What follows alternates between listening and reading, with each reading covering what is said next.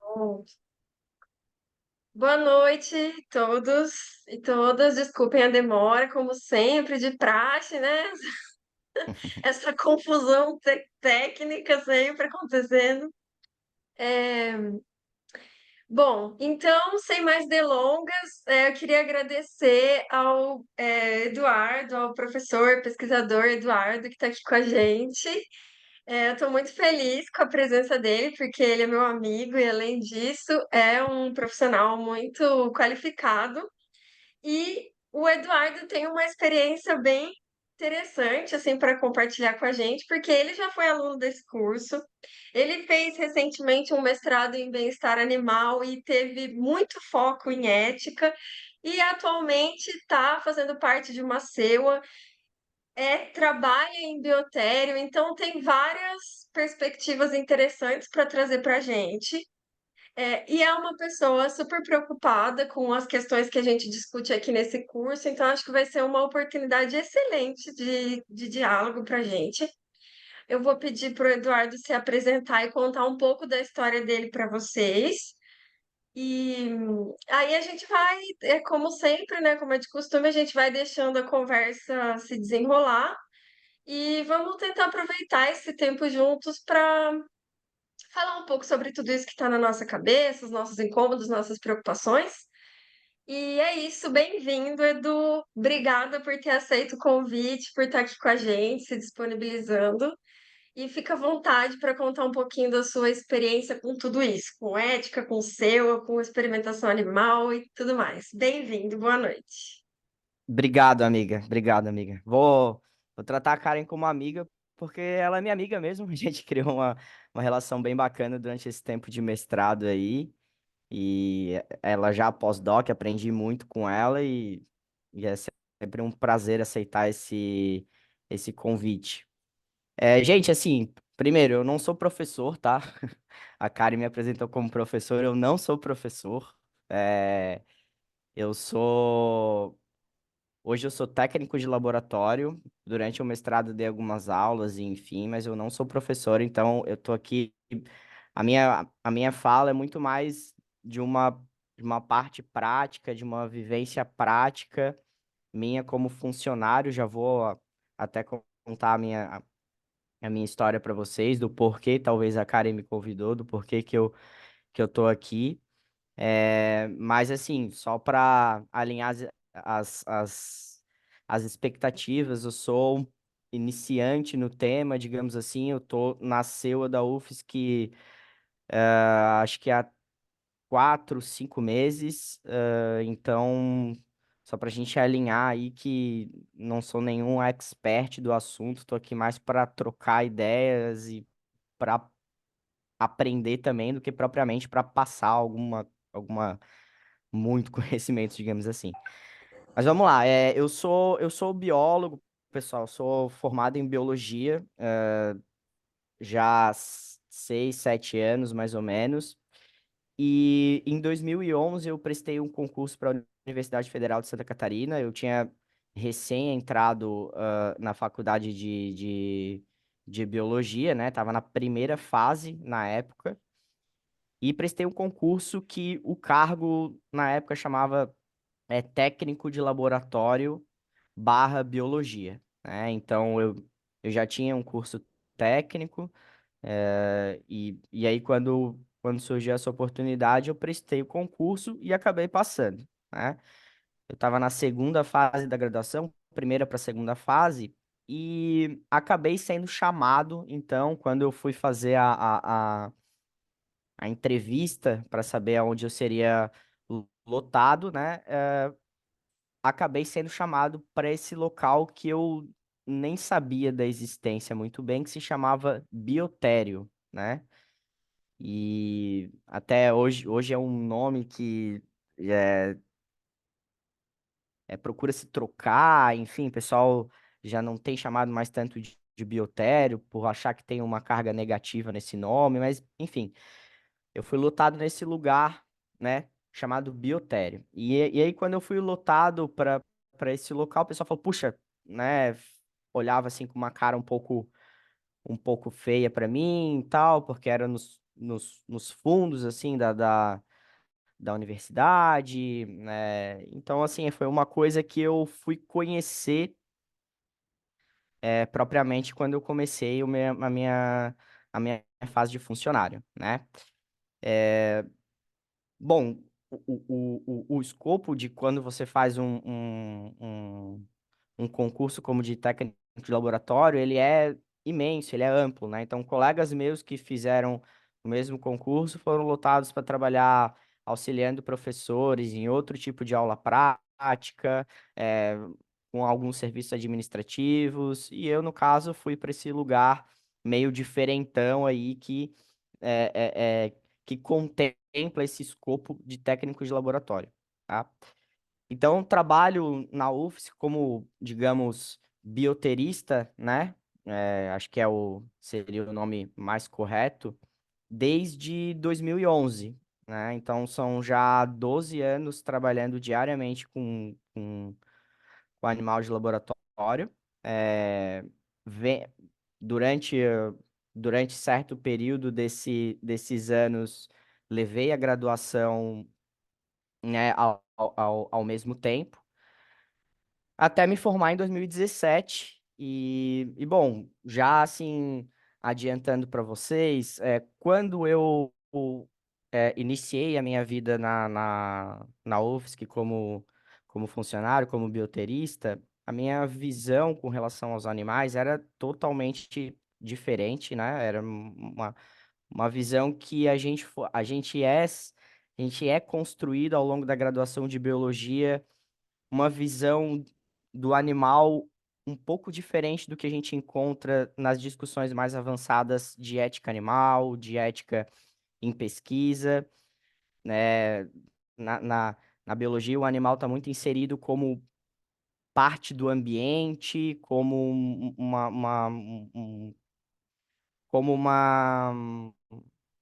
uma entidade ali do ambiente, mas o, o, o ambiente, os ecossistemas, os biomas, os processos ecológicos acabam ganhando mais importância do que propriamente a parte de ciência animal, a parte de status moral dos animais, consideração moral dos animais.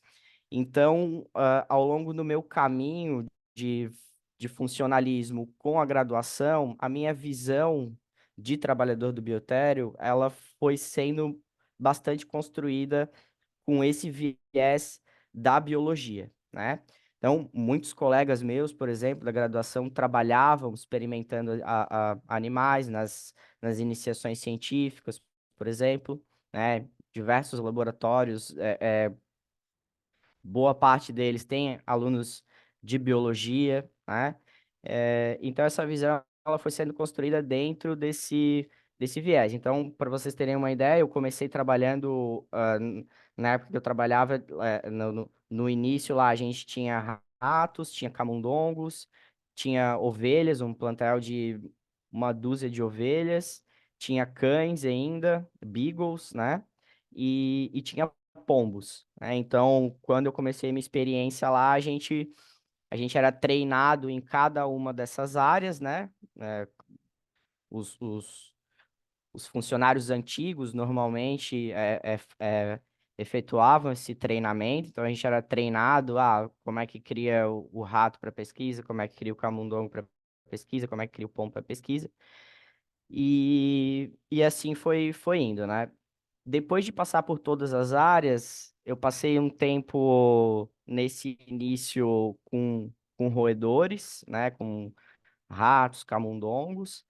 É, Dali começou a surgir uma inquietação, assim, uma situação de que quando a gente começa a trabalhar na prática, a gente começa a se sensibilizar com algumas situações, né, que a gente está exposto mexendo nesses animais ali, né, é, submetendo esses animais, né, não é uma história só minha, particular só minha, se você for conversar com a nossa equipe de funcionários, eles vão contar experiências parecidas de que nas primeiras semanas que você começa a trabalhar com os roedores, você sonha com alguns processos que você faz, que você submete esses animais, principalmente processos de, de eutanásia, né, controle de estoque, como é chamado os animais ainda, com esse viés aí, bem do animal como objeto. E comigo não foi diferente, né? A gente fica sensibilizado com diversas práticas que a gente tem que acabar fazendo ali no, no serviço. Bom, depois desse tempo com roedores, eu fui parar então na área que eu fiquei por mais tempo no biotério, que foi a criação de pombos, né? É, em 2012, já um ano depois de eu entrar, eu já fiquei lotado nessa área de criação de pombos. Na época, só um professor utilizava esses animais, então era basicamente uma criação exclusiva para pesquisa daquele professor em específico, né? O que que era o lado bom para mim disso é que, como era um professor que utilizava só esses animais, e num fluxo, né, menor, o que acabava acontecendo era que os animais ali tinham uma vida mais longa, né, e havia, assim, uma individualização do animal, né, eu, como funcionário, conseguia individualizar melhor os animais com que eu estava ali no trato. Então, se com se com roedores a gente trabalha numa ordem de, vamos aí colocar, milhares, né? 8 mil, 9 mil, 10 mil ao mesmo tempo. Com os pombos eu fui para uma situação que eu estava trabalhando ali com 100, 150, 200 pombos no máximo dos máximos de uma vez só. E aí esse fluxo de pedido de animais para a pesquisa era muito menor e ninguém queria, na época, cuidar dos pombos. É um animal que, né, a biologia dele ali, né, ninguém queria, era um ambiente ali mais insalubre, digamos assim, então, muito cocô, né, muita poeira, enfim, ninguém queria. Eu, por outro lado, acabei me achando, me encontrando nesse local. é, Porque eles eram meio renegados lá, eram meio largados, e então eu acabei me encontrando, criando um apego com esses animais, e foi um trabalho que a gente conseguiu fazer bastante melhorias até, né? Na época que eu entrei lá, eles eram criados em gaiolas super, super pequenas para fazer reprodução, né? E a gente acabou conseguindo, né? Transformar essa reprodução depois em viveiros maiores, onde eles tinham espaço de voar, tinham um convívio social bastante rico, digamos assim, né? Então a gente fez diversas melhorias ali na criação deles ao longo do tempo.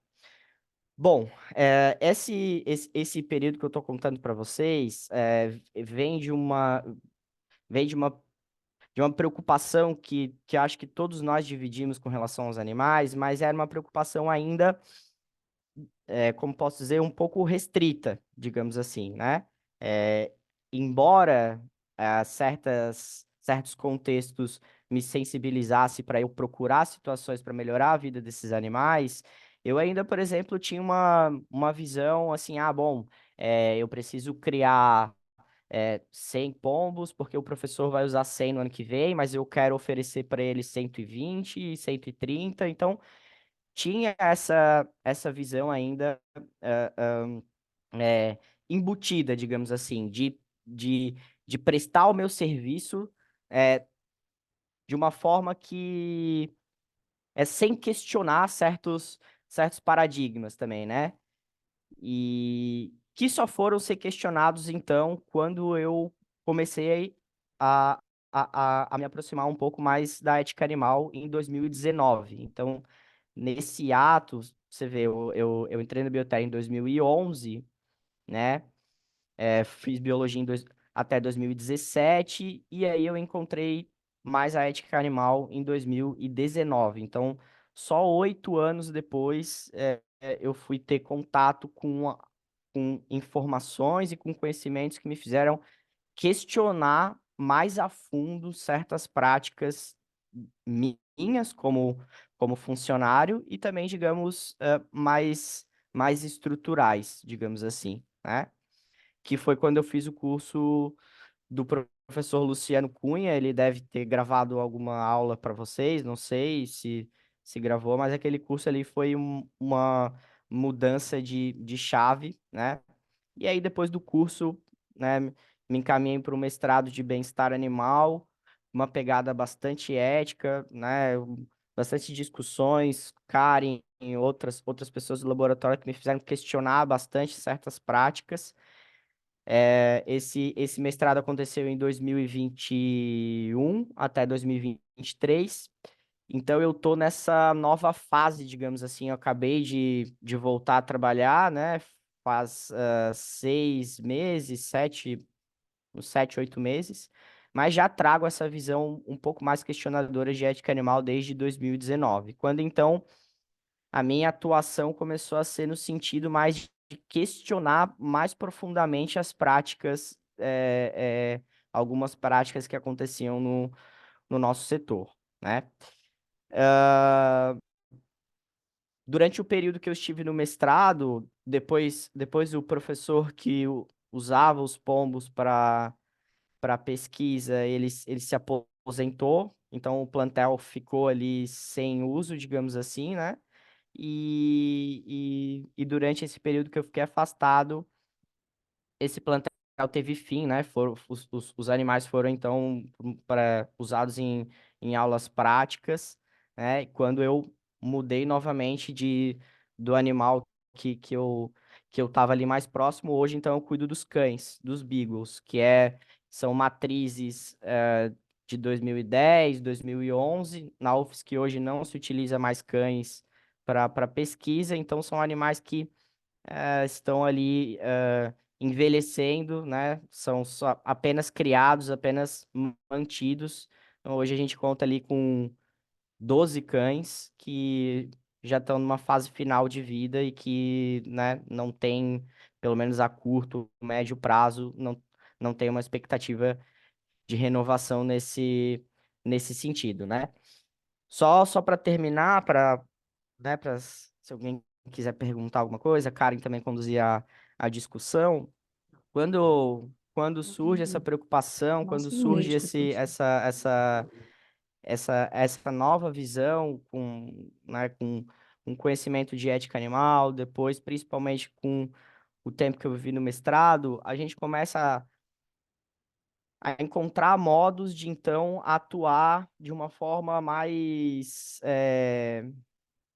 de forma que faça mais diferença do que a gente fazia antes, né? Então, procurar caminhos, procurar espaços que eu pudesse atuar, que eu pudesse é, é, é, colocar essas novas ideias que eu tinha recém aprendido, né? Então, depois desses anos todos trabalhando no biotério, em algumas situações, a CEUA, os membros representantes do biotério na CEUA estava vagos, chegaram a fazer convites um pouco velado para mim, mas eu não me sentia preparado, achava que eu não ia dar conta, que eu não ia conseguir participar das discussões e também nunca procurei. Depois desse período, com algum conhecimento, eu tomei coragem e aí vem esse curso do fórum que a Karen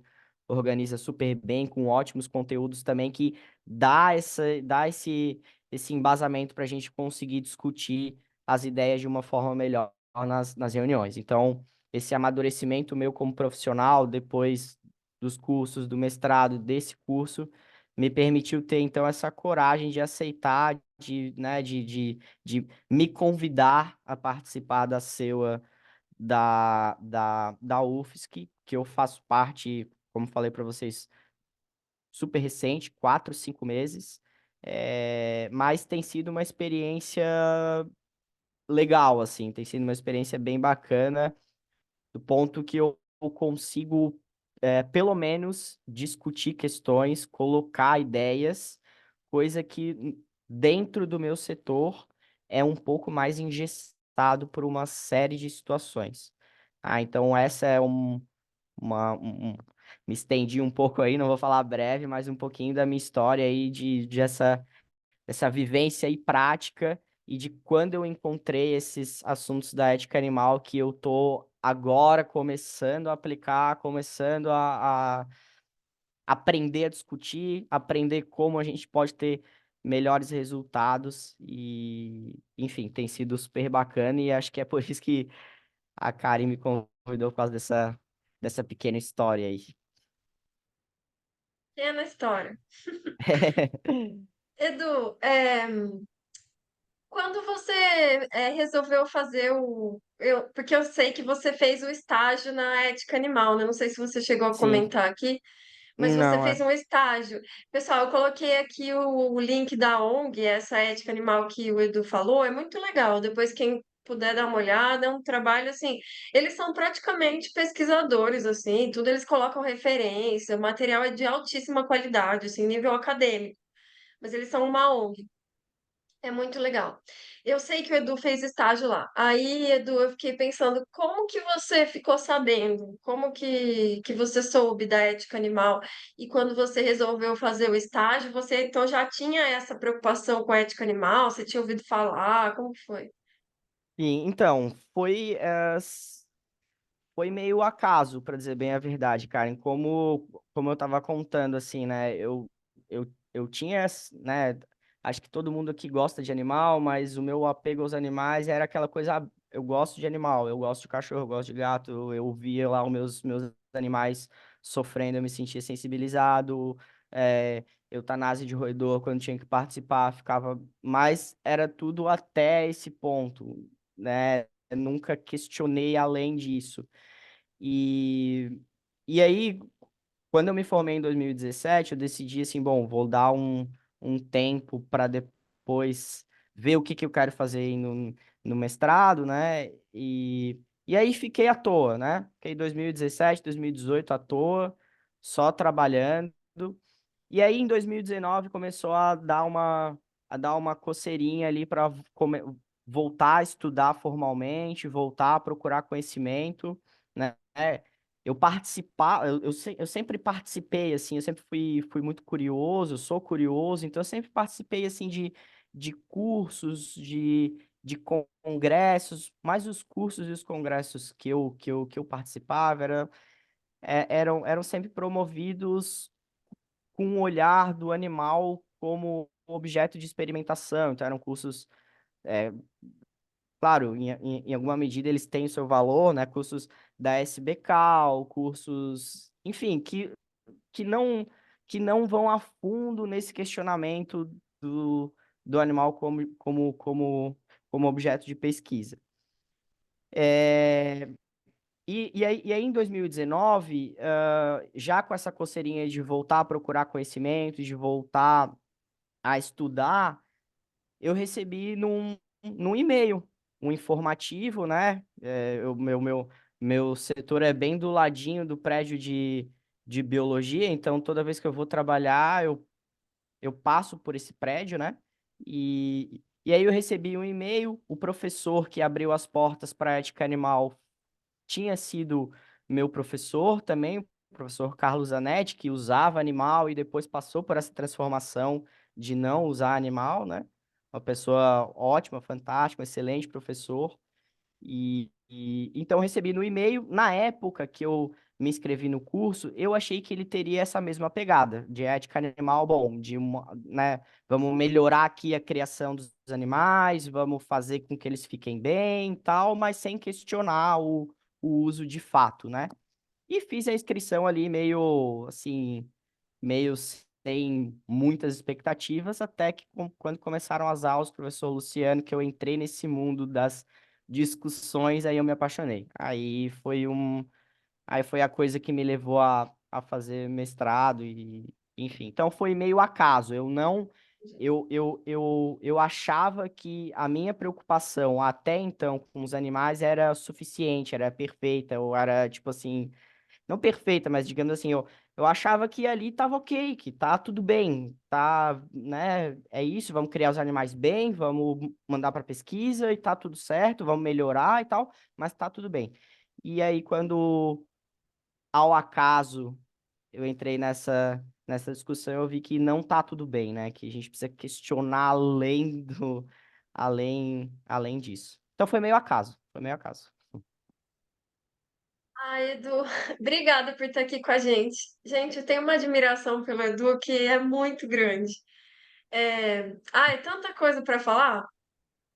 É, isso que o Edu comentou, esse curso que ele fez e que ele conheceu por acaso, é bem interessante. É um curso que essa ONG, a Ética Animal, resolveu fazer em parceria com a UFSC, tipo esse nosso aqui, que é em parceria com a FPR. Aliás, uma inspiração desse curso foi esse curso que o Edu está falando, porque eu conheci esse curso, eu até cheguei a me inscrever e tudo, e vi que era possível uma universidade oferecer um curso assim bem voltado para ética e tal.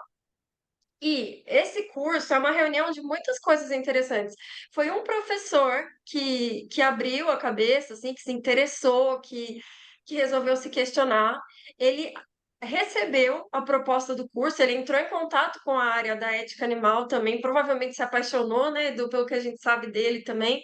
O professor Carlos Zanetti, assim, uma pessoa também incrível, abriu as portas para a ética, ofereceu um curso, e aí quantas pessoas provavelmente mudaram a cabeça por causa desse curso? O Edu é um exemplo, né? Mas eu falo assim que a minha admiração pelo Edu é muito grande, porque quando a gente se conheceu, né, uma das coisas que me chamou muito a atenção, além do interesse pela ética, que é uma coisa já rara, assim, a ética que eu falo, assim, é o conhecimento da ética mais sistemática mesmo, entender as teorias, os autores, os argumentos, uma coisa que a gente não tem muito acesso na veterinária, na biologia, então isso já era um diferencial. Mas uma coisa que me chamou muita atenção é que o Edu estudava os animais sinantrópicos, que são animais também bem marginalizados, né? Dificilmente a gente vê as pessoas se preocupando com os sinantrópicos. No sentido, por exemplo, assim, os ratos, será que os ratos sofrem? Será que os pombos sofrem? O que que eles passam? Então, muito interessante tudo isso. E aquela que fica roubando espaço e não para de falar. Mas eu tô muito assim, pensando em muitas coisas, porque eu estava hoje num evento também, eu assisti uma palestra de uma pesquisadora também muito maravilhosa, que é a Larissa Rincos, não sei se vocês conhecem, ela é veterinária e ela é da área da psiquiatria veterinária. E ela estava falando sobre a felicidade dos animais. O tema da palestra era a felicidade dos animais. O que é essa tal felicidade dos animais? E aí ela explicou um monte de coisa, assim, bem interessante, a história da psiquiatria veterinária, explicou várias coisas. E aí teve um momento que ela falou uma frase assim, é, quando ela estava conceituando, né, a diferença de sentimentos, emoções, felicidade e tal, ela falou que numa vida feliz, momentos de emoções negativas são breves e raros. Ou seja, né, para a gente considerar que uma vida é feliz, que um animal tem uma vida feliz, esses momentos de emoções negativas, que claro que vai acontecer, né? Eles têm que ser breves e raros. E aí eu fiquei pensando nos ratos e camundongos, né, em laboratório. Esses momentos, né, de emoções negativas não são breves e nem raros, né? Muito pelo contrário. Talvez seja o oposto, que momentos de emoções positivas são breves e raros. E aí eu fiquei bem assim, sensibilizada com isso. E a Larissa, que é essa psiquiatra veterinária, ela também tem se interessado muito por ratos e camundongos. Então, isso tudo assim me deixa muito feliz de conhecer pessoas que se preocupam com isso, e tudo mais. E aí eu queria deixar também vocês à vontade para perguntarem coisas para o Edu também, se quiserem compartilhar alguma coisa.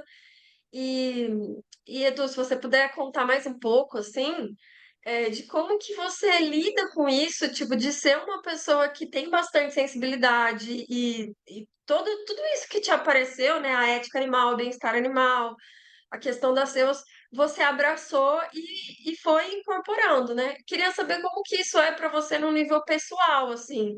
Se, porque a gente tem ouvido falar muito também sobre fadiga emocional, né? Sobre a dificuldade de lidar com isso. Ser uma pessoa empática, ser uma pessoa que se preocupa com os animais e, ao mesmo tempo, continuar vivendo nesse contexto. Como que isso te afeta, assim?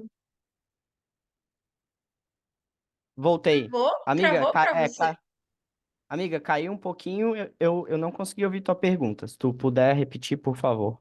Tá bom, desculpa, eu que não percebi, eu vi que tava travado, achei que fosse só um que tivesse É, travado. caiu e voltei. Tá. Pessoal, para vocês tá bom o áudio? Para mim parece que tá um pouco baixo, para vocês tá bom? Tá. Não, tá super bem. Quer falar alguma coisa, Gerson? Não, eu disse que o áudio tá super Tá. bem, aham, Tá tá bom, tá super bom. bem.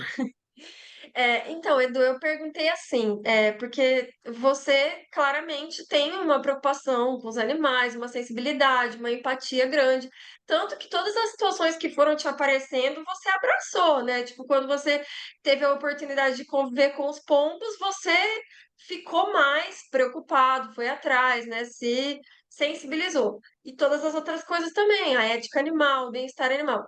Aí a minha pergunta é como que é para você lidar com isso, com essa empatia grande, essa sensibilidade, essa preocupação, esse interesse pelos animais e ao mesmo tempo continuar vivendo nesse contexto em que a gente fica vendo um monte de coisa, como que isso é para você? Cara, é difícil. Não assim, não é fácil, assim. São sensações, assim, que a gente vai. É engraçado, assim, né? É engraçado falar sobre isso, porque são sensações que às vezes a gente parece que vai escondendo, vai tentando omitir para, né? Vai, vai ali tentando camuflar e vai, né, procurando caminhos para se sentir bem consigo mesmo, porque, né? Obviamente a gente tem limites de atuação, né? Então, assim, só para ilustrar de uma forma prática, assim, esses sentimentos dúbios, e nesse momento, por exemplo, a gente tá com os cães, né? Eu tô diretamente com os cães, com os beagles, que existe esse apelo maior, diferente dos ratos e dos pombos que a Karen tava dizendo, né? E aí, por exemplo, vou dar só assim um contexto para vocês. A gente, por exemplo, tem um super quintal e eles vivem em baias, assim, né? Vivem. Travou? Será? De novo? Travou de novo? Travou de novo? Pra mim travou também, gente. Eu acho que ele caiu. Eu acho que sim. Travou, tá Gente, travado. vai se machucar desse jeito, caindo desse jeito. Ah, voltou. Aí, voltou. Voltou? Voltou. Voltou. Voltou. Voltou! Voltou. Tá meio instável o negócio aqui, né? Mas vamos lá. E aonde eu parei? Tava nos cães? Falei dos cães já ou não? Falou dos Sim. Tá, Beagles. beleza. Então, a gente tem um super quintal, eles vivem em baias, vivem em box lá, né? E eles, por muito tempo, pela vida inteira deles, viveram nessas baias, né? Nesses box. Ainda que a gente tivesse esse quintal enorme, nunca se teve uma preocupação de vamos soltar esses bichos um pouco para eles passear numa grama, para eles conviver entre eles, para eles rolar na grama, para fazer um cocô na grama, para comer um matinho, para farejar, né? Explorar o ambiente. Nunca esteve essa, essa preocupação. Aí, por iniciativa de um dos outros funcionários que também trabalha com os cães, a gente começou a fazer testes de soltura. Na época eu ainda estava com os pombos, e aí ajudava nessas solturas e tal. E aí chegou um ponto que se viu que, bom, boa, esses animais eles podem ser soltos, a gente pode deixar eles uma hora do dia soltos e cuidando, manejando aqui e ali, e eles adoram, se divertem, rolam na grama, enfim, tal. Até o ponto, por exemplo, que nesses últimos anos, especialmente da pandemia para cá, eu comecei a soltar esses animais todos os dias. Bom, todos os dias eu ia lá e soltava esses animais.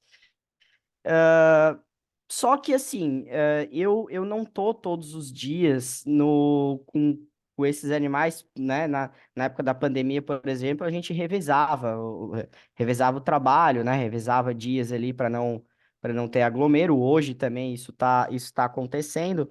E eu sempre me sinto horrores de culpa, horrores culpado quando eu tô lá no setor e eu não tô com esses animais, eu não tô brincando com esses animais, eu não tô soltando esses animais. Recentemente, olha só que básico que é a coisa. Recentemente, eu tô com alguns problemas com o meu cão também, problema de ansiedade, e aí, enfim, fiz umas consultas e tal, né?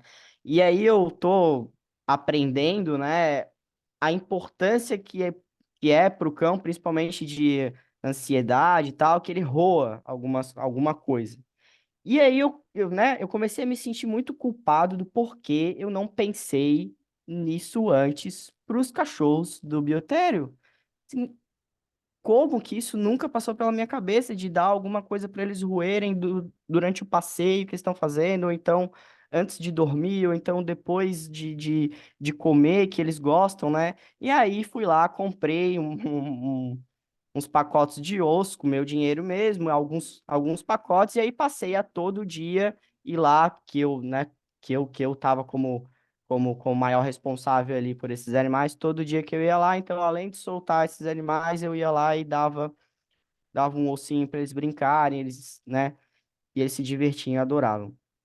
E eu convivo com essa sensação de nunca achar que eu tô fazendo o suficiente para eles. E aí, por exemplo, eu tô lá no setor, mas eu tô fazendo outros serviços. Tô na sala dos técnicos lá, fazendo alguma coisa no computador, ou enfim. Eu me sinto culpado por não estar brincando com eles.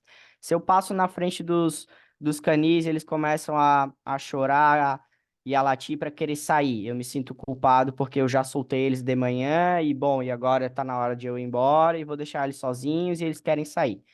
É um sentimento, ou sei lá, final de semana, a gente faz plantões para, né, para tratar os animais também, mas são plantões rápidos, então a gente passa 2, 3 horas no máximo, uma manhã no máximo, vou dizer assim, então a gente vai lá de novo. Então, a gente solta, aí na hora de ir embora, eles começam a gritar querendo sair de novo, latir querendo sair de novo, ou enfim. Então, é horrível, porque a gente nunca, eu acho que nunca é suficiente o que eu tô fazendo. Eu sempre me sinto culpado por não estar lá com eles, por não estar lá fazendo carinho neles, por não estar, enfim, por não ter pensado certas coisas antes. Então é bem conflitante, assim. Eu me sinto bem quando eu consigo fazer alguma coisa a mais, mas esse sentimento às vezes é tomado por bom, isso é muito pouco, e sempre quando eu não tô com eles, podendo estar, eu me sinto muito culpado, assim. Então, como eu lido com isso, às vezes omitindo sensações, omitindo sentimentos, procurando não pensar, procurando. é, Tentar ficar bem com o que eu faço, mas é bem conflitante. Às vezes eu perco essa luta interna, né? Por exemplo, né, eu tô de férias nesse momento, eu tô 2 semanas de férias, e aí eu fui encontrar um colega meu de serviço e recebi a notícia que uma das cachorras tinha sido eutanasiada, né? Então, eu me sinto culpado por isso, porque eu não estava lá para poder dizer, não, vamos esperar mais um pouco, vamos, né, vamos esticar mais um pouco, vamos fazer aqui, vamos fazer ali. Então, é bem complicado, é bem conflitante e é difícil, assim, é difícil. É, quer falar, Lenise? Eu queria fazer uma pergunta, não sei se você já ia abrir para perguntas. Sim, sim, pode falar. Uhum. Tá, joia, obrigada. É bom, um prazer te ouvir, Eduardo, encontrar vocês também, pessoal. E a história é muito interessante, porque a gente vê, né, nas falas do Eduardo, assim, a gente se enxerga um pouquinho ali, um pouquinho aqui, um pouquinho ali. E, obviamente, o que me chamou muito a atenção foi a relação dele com os beagles e os pombos, que ele comentou. Um pouquinho da pergunta que eu ia fazer, acho que você já respondeu, que era a relação afetiva que você tinha com os beagles, porque, gente, não tem como não existir isso, né? E a pergunta que eu teria para você, Eduardo, é como é que funciona exatamente, né? Não tem interação, nunca tive interação com biotérios ou também com o uso de animais de biotérios, não ocorre isso normalmente comigo, mas vocês têm então cães, beagles, que já não são mais usados, não é mais permitido e tudo mais, né? Usar os beagles, mas e o que acontece com eles? Você comentou que são matrizes, já velhinhas, comentou agora no finalzinho da sua fala que uma delas foi eutanasiada. Não é permitido fazer doações ou oportunizar uma adoção dos animais nesse sentido, que elas foram matrizes, né? Por quantos anos, eu também queria te perguntar, quantos anos esses animais estão lá? E se o porquê que eles não são adotados ou tem alguma política, alguma coisa da instituição que não permite isso? Eu não tenho informação, gostaria de saber um pouquinho mais Sim. sobre isso. Obrigado pela pergunta, Lenise. Assim, é uma pergunta que bastante gente me faz quando eu conto um pouquinho da história, assim, de, não, eu trabalho com os cães, trabalho com os beagles, mas eles não são mais usados. Então por que que eles estão lá? Por que que, né, eles não vão para uma casa e tal, né? Bom, é uma pergunta que eu também sempre me faço. Isso é uma... Deixa eu escolher palavras para usar aqui. Eles, assim, só para dar um contexto. Eles são animais nascidos ali em 2010, 2009, 2008. Então, hoje eles estão ali, os mais novos estão Mais de 10 anos. isso, com 11, 12, 13 anos já. É, Aliás, é interessante dizer, né? Não é que eu fui descobrir isso recentemente, não é que é proibido usar os animais na UFSC, mas essa conquista se deu pela SEUA. Existia uma médica veterinária que faz parte até hoje da SEUA, que ela começou a questionar os projetos que utilizavam os cães, que era principalmente para aulas práticas, cirurgias de clínicas, testes cirúrgicos para alunos da medicina, principalmente. E ela começou então a questionar esse uso e aos pouquinhos ela foi a SEUA como um todo, mas digamos que uma força maior dessa pessoa, começaram a então rejeitar os protocolos.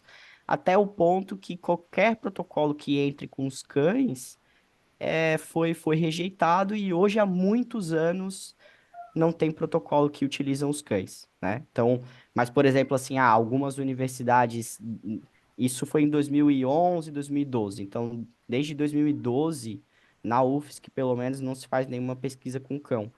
O que não quer dizer que esses cães não passem por pesquisa, porque, por exemplo, nesse meio tempo, universidades, principalmente do interior de Santa Catarina, do interior do Paraná, sabendo que a gente tinha criação, solicitaram esses animais e aí há uma transação comercial aí, o setor vendeu esses animais para esses outros locais para passar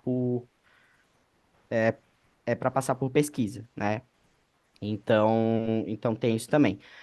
Respondendo assim a tua pergunta, falta vontade dos responsáveis técnicos pelo setor e da nossa coordenação do biotério.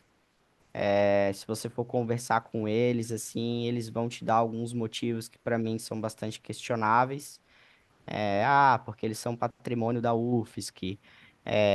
Porque não tem como. Enfim, motivos que não são argumentos muito sólidos, não são. Falta vontade, falta abertura para isso acontecer. Seria super fácil fazer Acho que seria digamos, fácil fazer a adoção desses animais, mas falta vontade. Recentemente, a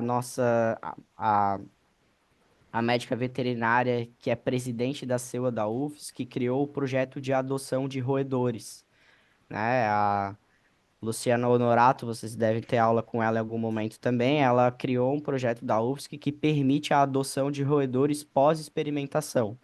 Isso, claro, com as regras, tem todo um programa e tal, com as normas, mas ela fez a adoção já, olha, se eu não estou enganado, deve ter feito a adoção de mais de 20 roedores pós-pesquisa aí, né? E quando eu fiquei sabendo desse projeto, quer falar, Karen? Eu É vi que que eu você... queria, eu queria aproveitar e perguntar para eles se eles reconheceram o nome. A Luciana Honorato esteve aqui com a gente na semana passada, vocês lembram? É É, ela. e ela deu Isso. aula também. Aí eu não sei se vocês já assistiram às aulas dela, o pessoal que está aqui, vocês já viram as aulas dela no curso? Sim, estou assistindo. Já assisti Da E quase ela, Honorata eu não todos. vi. Todas não, ainda tá. não. Eu não vi. E uma das aulas dela, um dos vídeos dela, ela defende o argumento da adoção. E eu queria aproveitar para a gente conversar um pouco sobre isso. É uma pena que vocês não tenham visto ainda, vai ser um pouco spoiler, mas não tem problema, porque acho uma boa oportunidade para a gente falar um pouco sobre isso. Pode continuar, Edu, aí depois eu falo. Então, e daí ela tá com esse programa, acho que foi criado ano passado ou esse ano, mas é um pouco recente, mas as experiências têm sido bem sucedidas na adoção de roedores, né? Então, e quando eu fiquei sabendo, eu logo propus a ela, né? Pô, vamos incluir os cães nessa, vamos incluir os cães pra gente conseguir dar pelo menos esse finalzinho de vida um pouco mais digno para eles. Mas falta comunicação, falta boa vontade, falta. Olha, eu acho que não vou me estender muito, falta boa vontade, porque esses animais eles estão lá para, digamos assim, para nada, porque não vão ser mais usados, estão envelhecendo à toa lá. É, podiam estar numa casa, podiam estar com outros animais, podiam estar com outros tutores, e são animais, assim, dóceis, e Eles são são amores, saudáveis, assim, né? Eduardo? São saudáveis. Poxa, Então, assim, só, nesse momento que eles estão mais assim, mais idosos, eles têm, né, condição de saúde de cães mais idosos, né? Então, tem algumas que têm tumores, né? Normal ali do tempo que eles têm. Nesse momento, a adoção, né, precisaria ser uma adoção um pouco mais especial, de sim. pessoas conscientes de que são animais que precisam de um tratamento mais próximo, mais delicado ali. Mas são animais com energia de passear, de carinho, querem carinho o tempo todo, assim. Mas assim, esse ato, se você pensar, Lenise, esse ato de 2012, que não é utilizado mais nenhum cão, Sim, até muito 2023, e esses cães ainda estarem lá, é uma coisa que eu não consigo muito conceber, sabe? Ah, você pode argumentar, bom, quando a gente parou de usar esses animais nas pesquisas, beleza, deixar 1, 2, 3 anos. Sei lá, você pode pensar assim, ah, não quer doar toda a matriz, tá? Deixa meia dúzia, deixa 4, 5, sei lá, não sei. Mas quando, né, a partir do momento que não se usavam mais os cães, a gente tinha um plantel de mais de 100 cães. E jovens, 3, 4, 5 anos, 2 anos, 6 anos, que seja. E esses cães, alguns foram para outras universidades para pesquisa, mas digamos que 70% foram envelhecendo ali, e aí vai morrendo por um acaso, o outro e tal.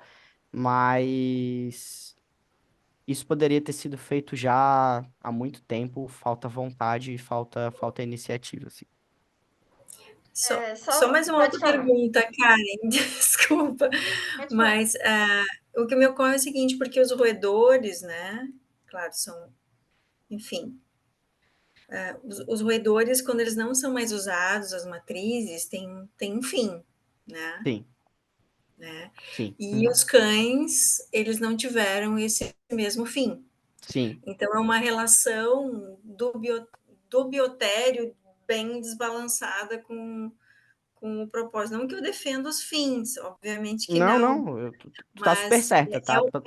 é uma relação que não se justifica. Se eu tenho uma Tu tá super justificativa certa. técnica para Sim, uma, eu também não tenho para sim, outra, sim. né?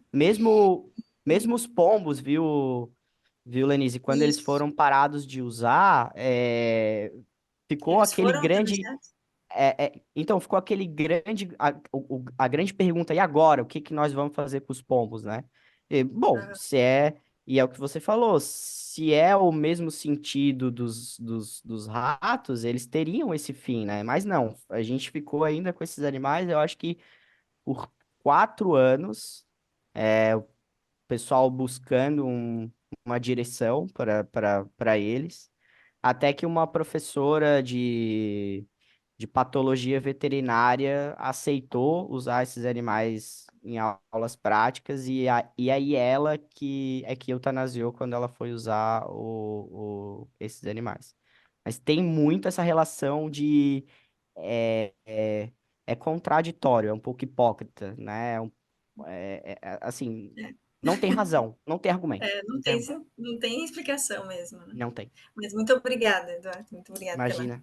pelo retorno. Só para dar uma complementada nessa questão da doação, Lenise, não sei se você sabe, mas e todo mundo, né? A nossa legislação permite a adoção dos animais usados em ensino e pesquisa de biotérise, né? Então, por lei, é possível que eles sejam destinados para adoção. Só que isso é tratado de uma forma muito estranha, um pouco por causa disso que a gente já percebeu, né? Essa diferença de tratamento de uma espécie para outra, que é um tema também que o Edu tem bastante proximidade, essa questão do especismo, uma espécie é vista de um jeito, outra é de outro. Depois, se o Edu quiser comentar um pouco da pesquisa dele de mestrado, o que ele percebeu, né, da opinião das pessoas, da percepção das pessoas sobre uma espécie e outra. Então, um pouco tem isso, né? A gente é especista, algumas espécies a gente trata de um jeito e outra de outro, por razões culturais, razões, de preconceito e tudo mais. Mas a nossa lei permite. Só que o que eu tenho percebido é que existe uma resistência muito grande com essa questão da adoção. Por isso que eu até perguntei se vocês tinham assistido a defesa da Luciana. Então, a Luciana, que é a coordenadora da CEUA da UFSC, que o Edu faz parte, ela é uma defensora dessa ideia da adoção e já faz mais tempo, Edu, acho que faz uns 5 anos que tem acho que é tipo um protocolo, né, que ela criou, que, tipo assim, se a pessoa quer adotar, ela tem que ir lá preencher e tal, tem todo um esquema, assim. E é isso que precisa ter. Se for ter a adoção dos animais, precisa ter um certo protocolo. Então, isso vai dar trabalho para a CEUA, porque a CEUA vai ter que aprovar, vai ter que conversar com as pessoas, vai ter que ter uma garantia de que o destino que esses animais estão indo é um destino confiável, tem a questão toda sanitária, né? Não pode ter nenhum risco. Então, existe um trabalho, né? Vai dar um pouco de trabalho para quem for se envolver com isso. E eu costumava achar que essa era a principal razão pela qual todas as vezes que eu vi nas teias que eu participei esse assunto surgir, da adoção dos animais pós-experimentação, sempre foi recebido com má vontade, assim. Sempre os membros demonstraram não gostar da ideia. E eu achava que era por isso, porque ia gerar mais trabalho para a SEUA. Mas hoje, conversando com a Larissa, a gente percebeu que talvez exista uma outra razão também, que é uma razão mais moral, assim, mais até inconsciente. Porque no caso dos Beagles, por exemplo, é muito mais fácil para a gente ter empatia, ficar com dó, né? Ficar comparando com as nossas relações mais próximas com animais que a gente convive e tudo mais. Será que se esses animais, os ratos, os roedores, os camundongos começassem a ser adotados, mais adotados, né? Vocês vão ver na aula da Luciana, ela mostra foto dos ratinhos que foram adotados, nas casas que eles estão morando. Será que isso, se isso começasse a acontecer mais, isso não oneraria afetivamente, emocionalmente, os pesquisadores que têm que trabalhar com os ratos, talvez? Será que pode ser uma espécie de autoproteção? Porque eles teriam que passar a conviver mais com essa dissonância cognitiva, com o termo que a Luciana trouxe para a gente, que é a fadiga por compaixão. Então, talvez, né, não aceitar essa história de adoção de camundongos, né, de roedores, seja um pouco por isso. Se pode ser que seja isso. E tem outra coisa também que eu estava pensando aqui no caso desses beagles, né, que poderiam ser adotados. E por que que no caso dos beagles a eutanásia não aparece tão óbvia, tão claramente como é no caso dos ratos, né? Tipo, pros ratos e camundongos, eutanásia é como tomar água, assim, né? É toda hora, é uma coisa simples, né?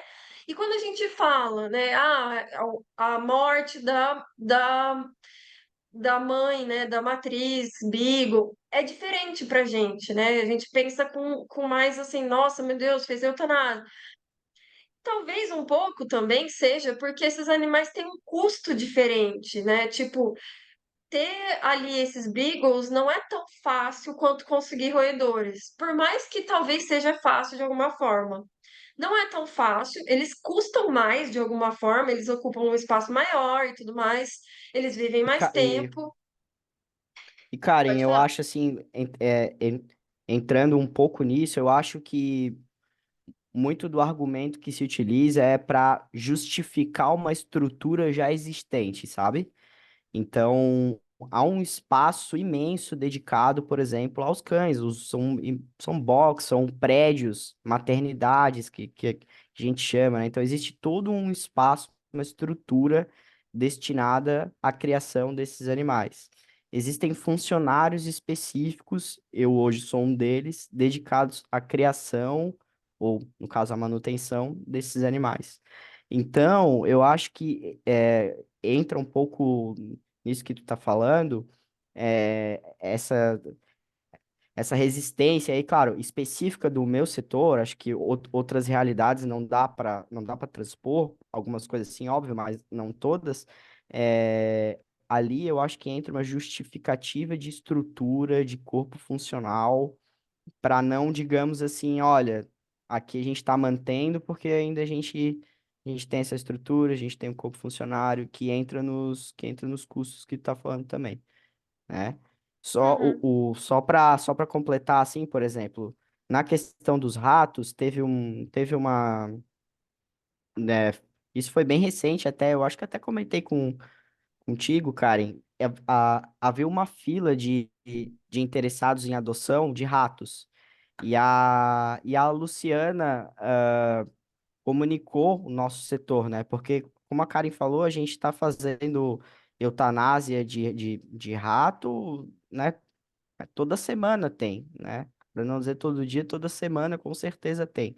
Então, principalmente animais ali que passaram o período que é ali o pós-reprodução, que é os 6 meses de vida ali, quando muito, são animais que são descartados ali sem qualquer problema. E a Luciana se comunicou com o meu setor, dizendo que havia uma fila de interessados e que se a gente poderia mandar esses animais. Nosso setor,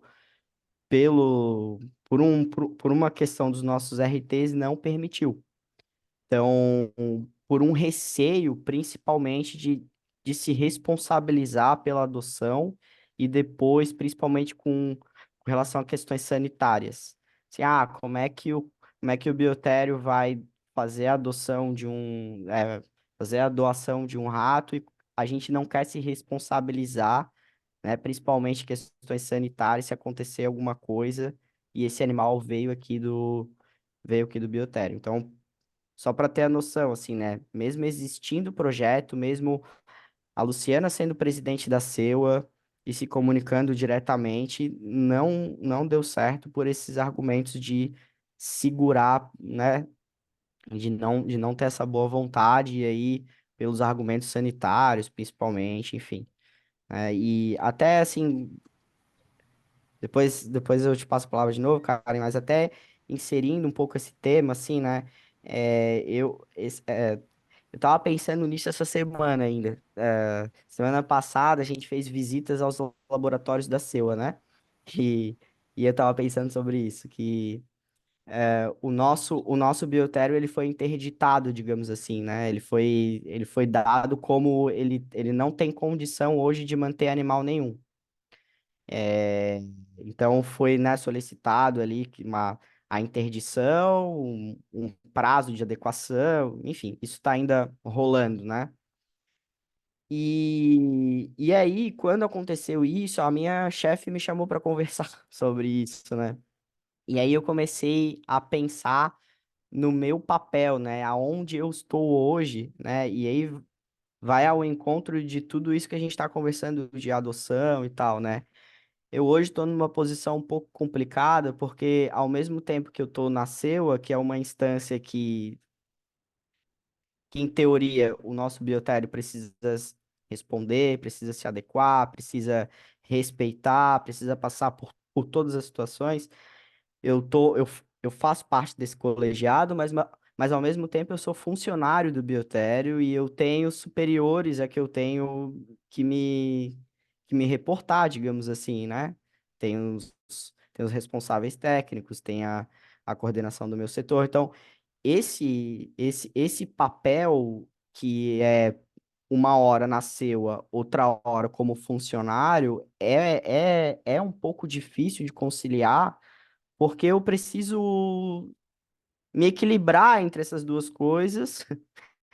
E porque depois, por exemplo, depois dessa reunião, por exemplo, eu fui chamado para, né, o que que aconteceu na reunião, o que que está sendo falado na reunião, né, tu como representante, o que que está sendo colocado, o que que tu falou do nosso biotério. Então, essa situação que hoje tava pensando essas semanas, é difícil, né? E também esbarra um pouco na adoção. Quer dizer, nasceu, eu tô lá defendendo né, que esses animais precisam ser adotados. No meu serviço também, mas no meu serviço eu preciso me reportar ao meu chefe. Nasceu, eu posso mandar uma orientação para o setor. Então, é contraditório isso. É difícil de conciliar essas duas coisas, sabe? Que interessante, Edu. Será que é um caso de conflito de interesses? Eu falo será porque eu vejo que as pessoas têm, às vezes, confundido conflito de interesses. Não sei se isso é um caso de conflito de interesse, a gente pode conversar um pouco mais. A Lenise levantou a mão, a Estela também levantou, e tem uma pergunta da Cris aqui no chat.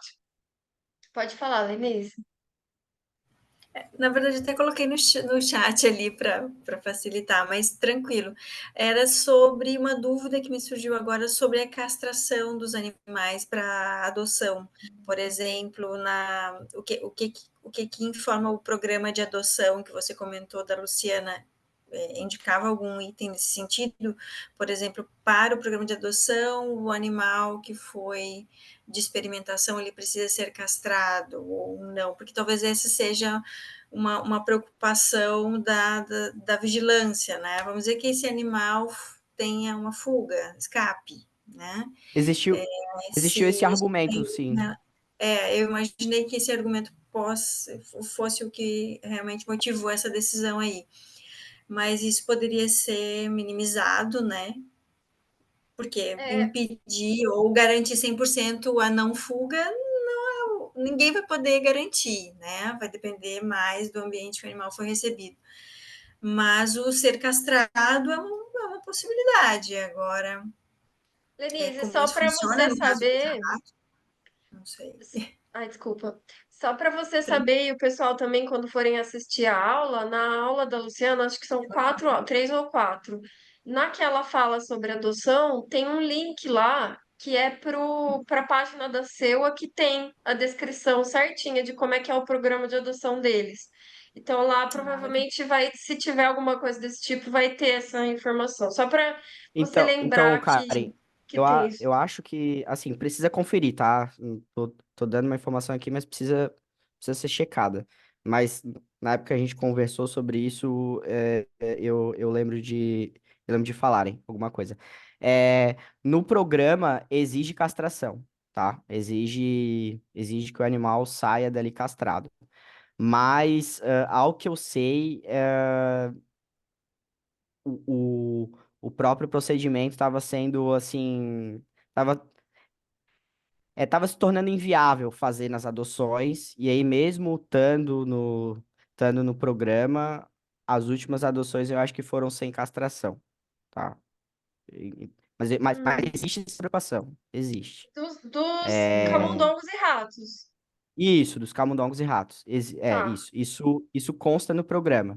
tá. Mas em termos práticos, e aí por alguma dificuldade que daí a Luciana pode explicar, obviamente, muito melhor do que eu, até porque eu acho que era ela que fazia a castração, os últimos eu acho que não tava sendo feito, algo do tipo assim, tá Hum, bom? Mas existe essa preocupação. vou É, perguntar para ela. bom, boa noite. Quero Boa agradecer, noite. Eduardo. Muito interessante que você traz aqui os seus dilemas, né, profissionais, éticos e pessoais, né? E também o seu sentimento com relação aos animais. E cachorro é tudo de bom, cachorro, gato, qualquer bichinho. E eu fiquei feliz que você também mexe com os pombos, com as aves, né? Que você sabe que o pombo ele é tratado como uma espécie que todo mundo odeia os pombos, assim, mais ou menos isso nas grandes cidades, né? E a gente recebe muito material dizendo que o pombo é um transmissor de várias doenças e ele é visto como um dos vilões, né? E é interessante que você está fazendo esse trabalho com relação a essas espécies. Bom, o que eu queria falar é sobre adoção. Eu atuo aqui em Maceió, na Fiocruz, mas quando você está falando da adoção, eu, como Sociedade Civil Protetora de Animais, eu faço muitas adoções. E as adoções que a gente faz com um termo de responsabilidade e um monitoramento. A castração já é óbvio, né? O animal só vai para adoção depois de vacinado, bem enxugado e castrado. E quando você fala dos camundongos, eu tenho, assim, com relação aos gatos pretos, vamos imaginar os gatos pretos. Gatos pretos a gente não deixa adotar em época X, digamos, o Dia das Bruxas, Sexta-feira 13, porque a gente já sabe que o destino dele não é uma adoção, não é, é uma questão de rituais. E os camundongos, por incrível que pareça, isso eu já tinha visto, deles levarem os ratos para alimentar répteis, né? Então, às vezes você chega, uma pessoa super maravilhosa, quero adotar os animaizinhos, mas ali está levando para alimentar a sua cobra de estimação, os seus répteis. Então, eu queria saber se dentro desse programa de adoção, não sei se seria a professora Luciana queria responder ou não, mas é bom a gente indagar se tem esse monitoramento, pelo menos durante o período da adoção, da adaptação, e se vocês vão estar realmente vendo se está indo para adoção ou para essas finalidades que a gente já sabe, né? Alguns animais eles estão indo para um lugar até pior, e talvez seja esse bloqueio que existe de não levar os animais para adoção, digamos, os beagles. Se os beagles sair, sair sem castrar, vai para continua a fábrica de animais, né? Então, talvez seja um dos critérios, né? Para onde que está indo, quem está levando, se realmente quer adotar o animal ou se quer fazer dele dar um outro sentido econômico para ele, ou esse fim também de alimentar outras espécies. Era essa a minha questão sobre o monitoramento.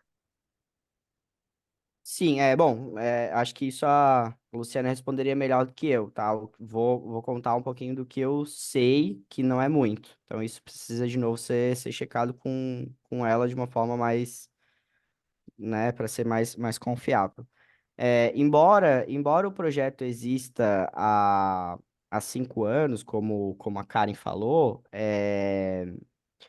a procura não é uma coisa assim que a gente, sai doação toda hora, doa para todo mundo, não. A procura é baixa, E as adoções ocorrem normalmente para as pessoas que a Luciana já tem um certo contato.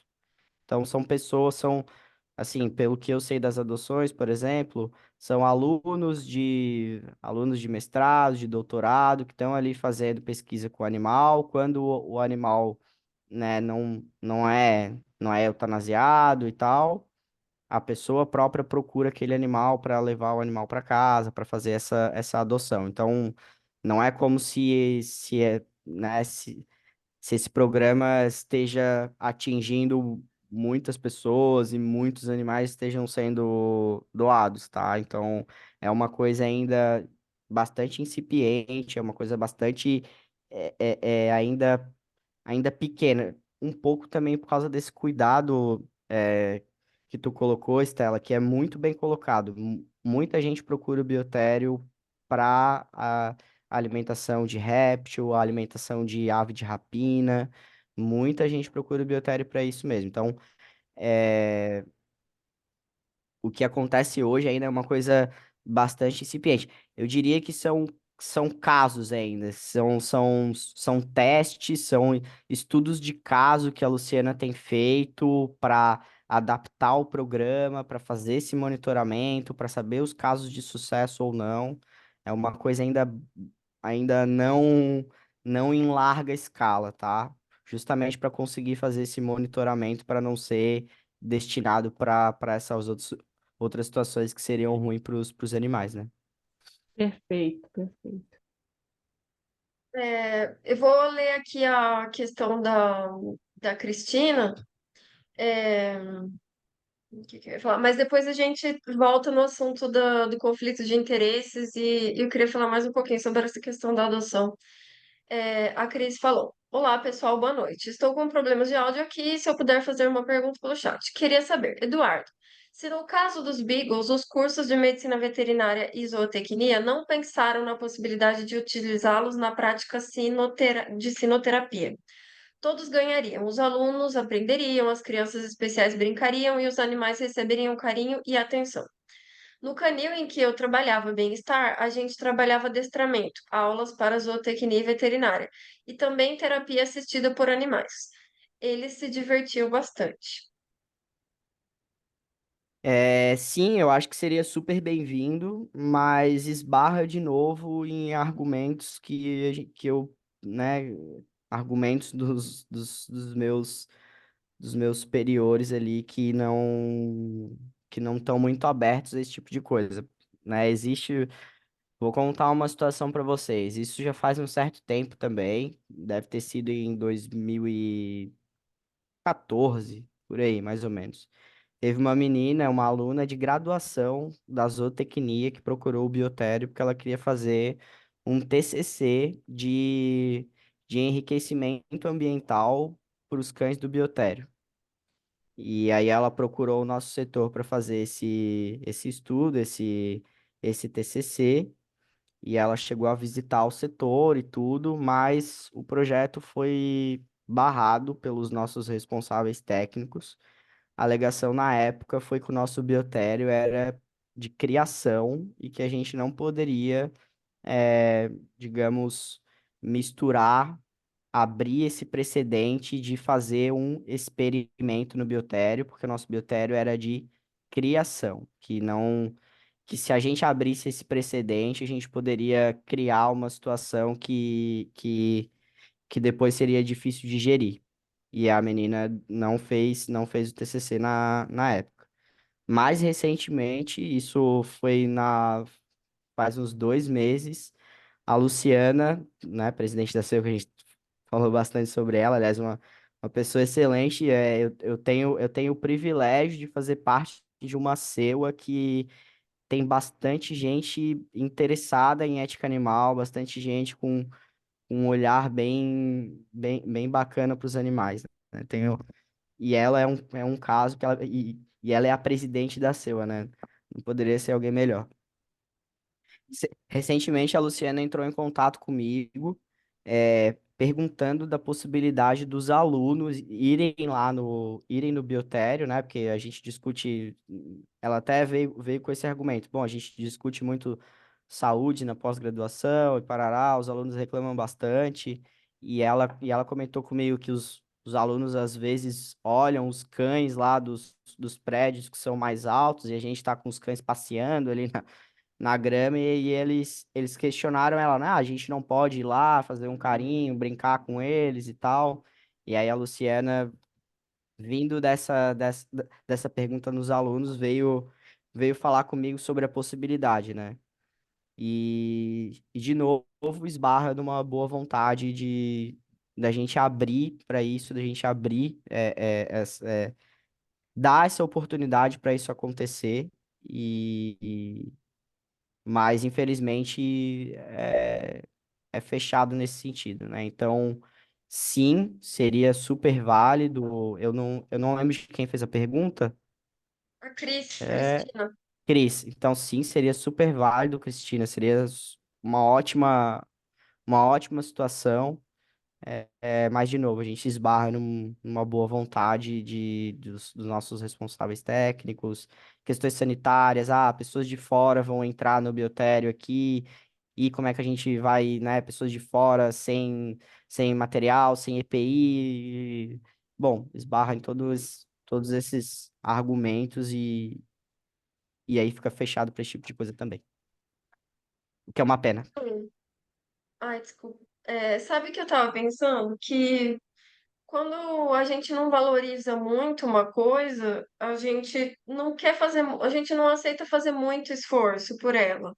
Isso me faz pensar que todos esses casos, né? Ter que desenvolver o protocolo de adoção, garantir que quem vai adotar realmente vai cuidar, tudo isso, né? Todo esse trabalho.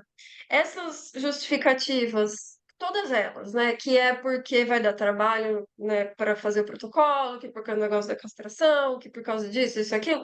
Tudo isso faz parecer que os animais não importam suficientemente para que esse esforço fosse desempenhado, fosse feito, né? Tipo, é como se eles não valessem o esforço. E eu sei que o que eu tô falando aqui parece crítica, assim, mas não é isso. Vamos pensar do ponto de vista objetivo. Será que se esses animais fossem vistos de outra forma, se a vida deles importasse mais, o esforço não seria justificável? Tipo, não seria, tá, tudo bem, vai dar trabalho, mas é algo que a gente tem que fazer, porque vale a pena, porque os animais que vão ser beneficiados por isso merecem esse esforço. Será que de certa forma não é por isso, né? Porque esses animais não são vistos como de fato merecedores desse esforço?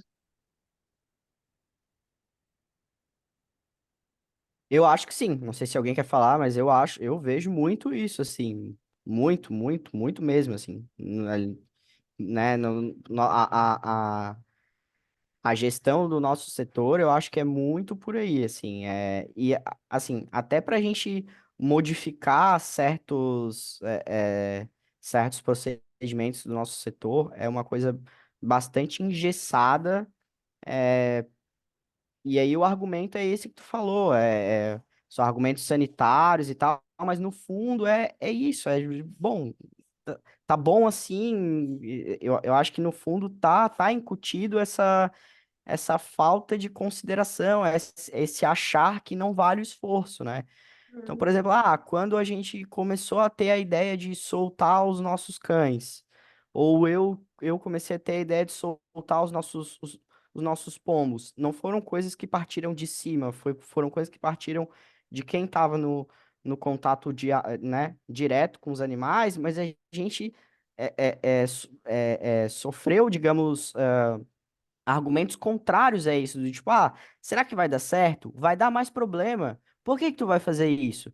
Aí, obviamente, quando tu tá testando algumas situações, dá problema. Mas eu sempre disse para os meus colegas funcionários, defendi a ideia de que a gente tá ali também para resolver esses problemas, se esses problemas forem resultar numa vida melhor para os animais. A gente tá ali para isso. Então, assim, não vou dizer para vocês que quando a gente começou a soltar os animais, não teve casos que eles brigaram, que teve cachorro que saiu machucado, que a gente teve que rever como que a gente ia fazer, que teve diversos casos que deu problema. sim. Isso também, quando eu fiz com os pombos, deu problema. Mas a gente tá ali,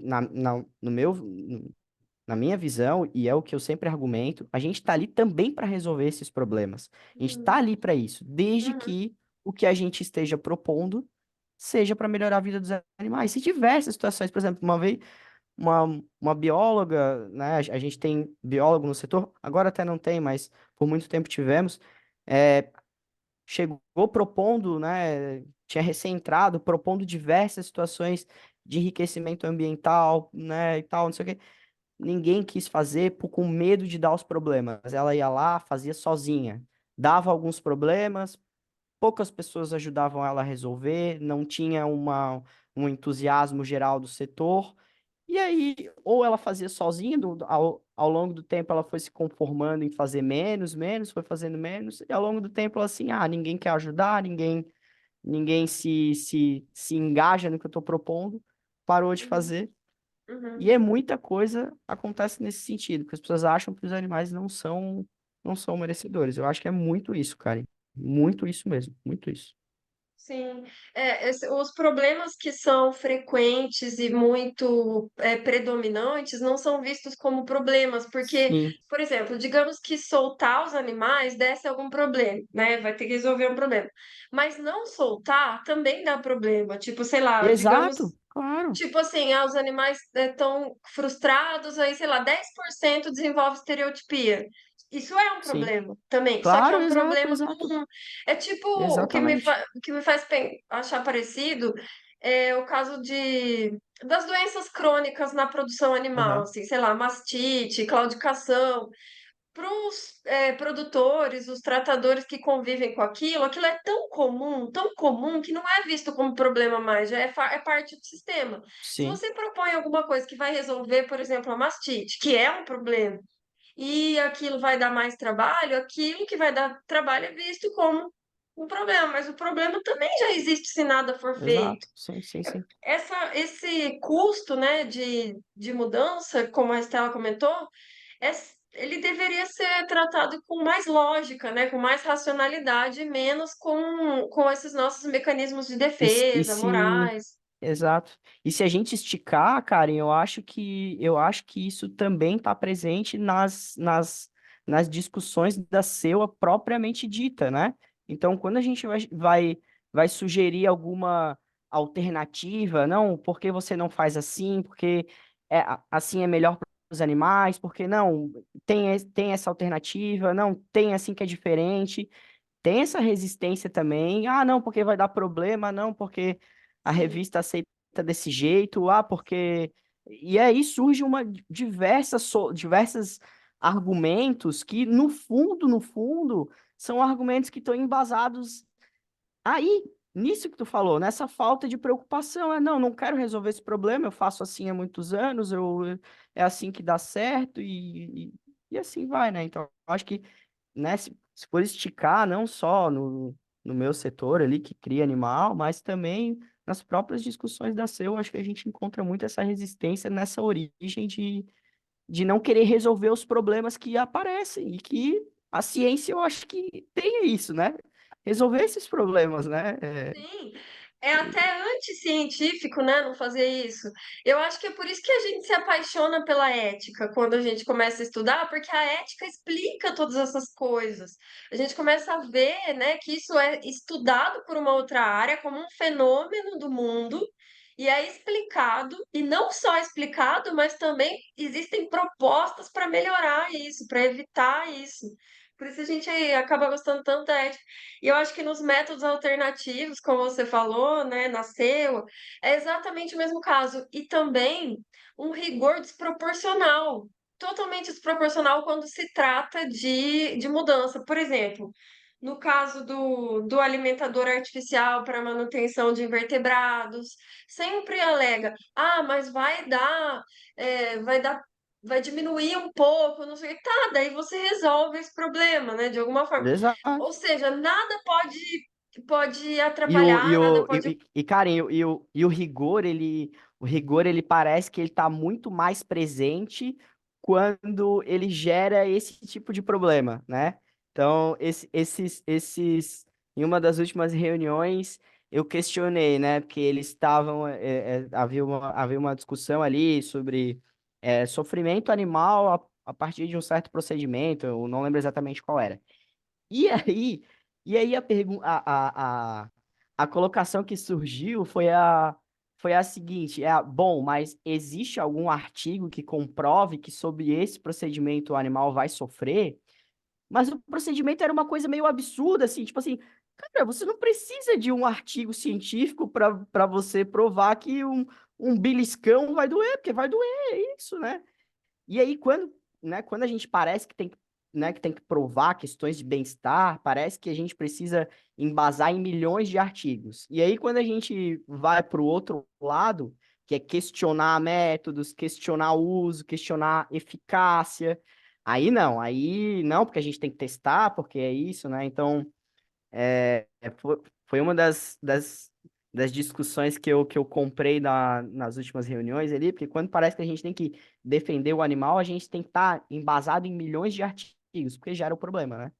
E o outro lado não é muito assim, né? E além de uma dificuldade já existente, e aí eu digo, né, mais geral, de assim, pelo menos na vivência prática, né, dessas reuniões que eu tenho tido, dos projetos que eu tenho avaliado, há uma grande dificuldade de entender o que é bem-estar, de entender como avaliar bem-estar, de é, como que o animal pode ser prejudicado ou não.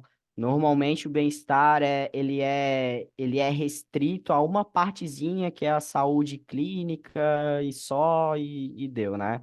Não há esse incremento, esse uso correto do que é bem-estar. Normalmente, ele está lá no projeto de uma forma muito vazia, assim, né? E o bem-estar dos animais será monitorado. Ué, como? Me diga como, me diga o que você vai avaliar, como, né? Então, tem bastante para caminhar, assim, eu acho, eu tenho visto, né? E nesses contextos, assim, né, de que começa a mexer com crenças, com interesses das pessoas, né? A gente vê muito as falácias, falácias são defesas que parecem argumentos, mas estruturalmente elas não correspondem à estrutura de um argumento, que é premissa e conclusão derivando da premissa, né? E uma falácia que tem muitos, né, que a gente sempre vê é a inversão do ônus da prova, que é exatamente esse caso que você está falando, tipo, a coisa mais provável, a coisa que é mais intuitiva, que tem mais evidências a respeito dela, não é a coisa que precisa ser provada. A coisa que precisa ser provada é a outra, é a mais esdrúxula, né? E acaba acontecendo essa inversão e essa desproporcionalidade muito grande de exigência, né? Essas exigências desproporcionais. Vários casos de métodos alternativos, como o do diagnóstico da raiva e outros, existe uma preocupação com a confiabilidade do método, né? Que é totalmente compreensível, realmente, a gente tem que validar as coisas, tem que ter preocupação. Mas é uma preocupação muito desproporcional, que o modelo animal nunca passou por por tanto teste de eficácia. Tipo, se a gente olhar para os modelos animais tradicionais, eles nunca passaram por tanto rigor assim quanto se exige dos métodos alternativos. Então, tudo isso, né, dificulta bastante. Aquela hora que você tinha falado, pode falar, pode falar. Não, eu ia falar, é a ampliação das dificuldades para justamente não aplicar os métodos alternativos. Agora, o que a gente tem lido, o que eu tenho visto no curso, é que, por incrível que pareça, os métodos alternativos até podem ser até menos custosos, né, para a sociedade científica, para os ambientes da faculdade, dos laboratórios, comparados com o custo que é a manutenção desses animais, né? Porque tem uma vida de 15 anos, em média, né? Alguns, né? E os métodos alternativos não têm esse período todo de uso, de estar cuidando do animal naquele período todo. Então, às vezes, eles não vêem assim muito custo-benefício. Eu falo sempre na parte da moeda, na parte do dinheiro, na parte dos custos, recursos, porque é a minha área de atuação, né? Já falei com vocês sobre isso. Então, eu acho que quando a argumentação vier vir sobre o custo, o peso desse custo, os recursos que estão sendo utilizados, talvez a argumentação fique um pouco mais aceitável, porque tudo que mexe no bolso gera um retorno e gera uma resposta. Eu penso que quando a gente começar também a colocar a parte dos custos como um dos fatores primordiais nesses casos, eu acho que vai ajudar bastante. Eu penso dessa forma, né? Eu acho que pode ajudar, sim, mas é mais complexo que isso, porque essa questão do custo é muito difícil, assim, porque às vezes o custo a curto, médio e longo prazo é diferente. Às vezes a curto prazo vai exigir um investimento, só que depois, a médio e longo prazo, ele vai se compensar. Só que tem também outras questões que são muito difíceis de contabilizar, como, por exemplo, o, o treinamento da pessoa numa nova metodologia. O medo que ela tem de errar, o medo que ela tem de os regulamentadores não aceitarem. Então, tipo, ficar no caminho conhecido, no caminho seguro, tem um valor também. Existe um custo da mudança, que é um custo até cognitivo, emocional, que é muito difícil de colocar, né? E tem casos que é comprovado que o método alternativo seria mais barato, pelo menos a médio prazo, porque as instalações, não precisaria dos animais e tudo mais. E mesmo assim não houve mudança por causa desses outros custos e tudo. Então, não é tão simples essa questão de custo. E Eu eu entendo. ia. Hum? Entendi. Não, é que eu acho o seguinte, quando vir, assim, de uma forma mais enfática com relação a o que está sendo investido, para onde está sendo investido, o resultado disso. Inclusive, vocês até colocam no curso sobre a reprodução desses estudos que não existe, né? Tem estudos que foram feitos e não servem para nada. Gastou-se muito e não teve nem reprodução desse curso, não teve multiplicidade, não teve nada. Então, às vezes, tá faltando talvez esse mapeamento, talvez assim. Eu acho que seja esse mapeamento do que realmente tá gerando de custos reais para investir tanto numa pesquisa que nem vai ser reprodutivo, não vai ter, desculpa, não vai ter outra reprodução, não vai ter reprodutibilidade, né, como vocês falam. Sim. Edu, só para a gente falar mais um pouquinho disso, aí a gente já encerra, né? O pessoal talvez esteja cansado, Edu se disponibilizando para estar aqui com a gente. Mas você tocou nessa questão do conflito lá, né? Não sei se você entende como um conflito de interesse. Você acha que é um caso de conflito de interesses? E quais seriam os interesses? Em que sentido, assim, você diz da minha parte, da minha pessoa ou não? Tipo assim, você ser um funcionário do Biotério e você é da Seua. São duas É, funções eu acho, diferentes. eu acho que não exatamente uma coisa antagônica. Não acho que seja um antagonismo assim. Mas isso assim, eu falo por mim, tá? E acho que cada um viveria essa posição de uma maneira, obviamente. Então tô falando muito por mim. É, eu acho que não seria de uma forma antagônica, mas assim, certas posições que eu defenderia de uma forma na seua, o fato de eu ser funcionário do Biotério me faça com que eu defenda de uma outra maneira, às vezes com menos veemência, às vezes de uma forma um pouco diferente, porque no outro dia eu vou encontrar todo mundo do meu serviço ali. Ah, sim, sim. Então, assim, algumas situações, não que eu defenda na SEO uma coisa e no meu serviço outra, não é isso. Mas algumas situações eu acho que eu adequo a minha ideia, o meu discurso, porque eu sei que eu estou numa posição também de funcionário do meu setor. né? Tá, Então, eu já passo para tem você, Gerson. Ai, desculpa, Edu, te cortei. Não, não, é isso, é isso. Então, eu acho, Tá, acho que existe essa. Acho que não é uma coisa antagônica, mas existe essa. No meu caso, existe essa tá, preocupação. E aí, eu entendi. acho que é muito de perfil de pessoa. Eu sou uma pessoa que eu não gosto muito do conflito, eu não gosto muito do embate, eu não gosto muito da convivência conflituosa. Eu tenho um perfil mais conciliatório, então, assim, Uhum, eu não me sentiria bem de ficar no embate com meus colegas de serviço que eu vejo todo dia, que eu tenho uma relação em outras coisas positivas, uhum, em outras situações positivas.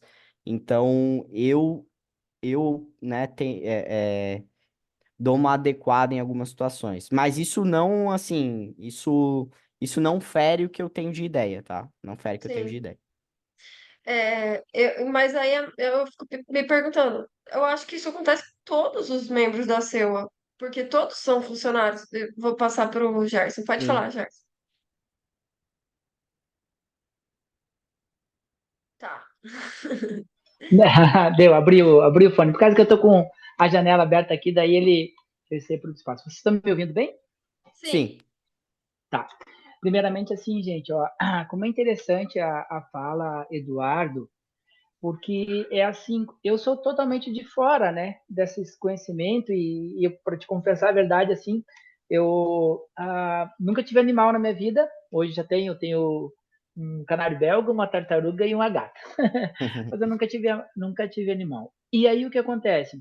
A forma como você fala me sensibiliza muito, por quê? Porque é como você falou, eu tenho essa relação distante no sentido, tudo bem, né? Essa coisa assim de não ter a preocupação. Eu sou, para você ter ideia, eu sou professor federal, sou técnico agropecuária, e eu trabalho numa escola agrícola, no antigo chamava-se escola agrícola. Sou formado a nível de ensino médio hoje eu sou professor de uma instituição que era antigamente escola agrotécnica. E, assim, ó, como é interessante ver essas coisas, que me faz refletir.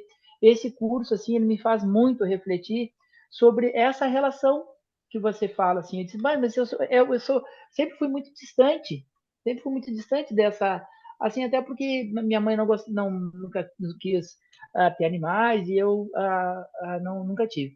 E esse amor que você tem é tão inspirador, como a prof falou, né? É tão inspirador, assim, é tão motivador ver a tua sensibilidade, ver assim a forma como você até o fato, né, de você sentir essa que ele sente tua ausência, né?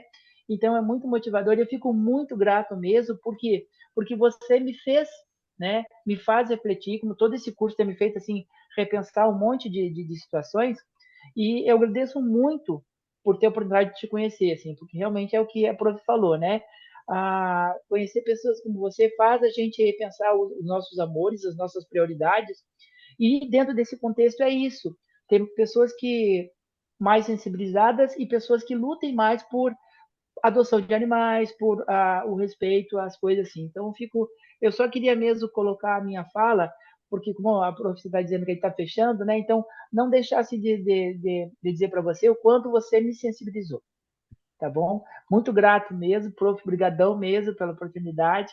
E é bom conhecer pessoas assim que a gente vai assim, não digo modificando a forma de pensar, mas tendo a preocupação de pensar sobre o assunto, né? Que de repente, com certeza, né, a gente percebe aí que daqui uns dias também eu estou apaixonado por algumas coisas como você e eu fico muito grato, tá bom? Obrigado mesmo. Poxa, obrigado. Tô até envergonhado aqui. Fica não.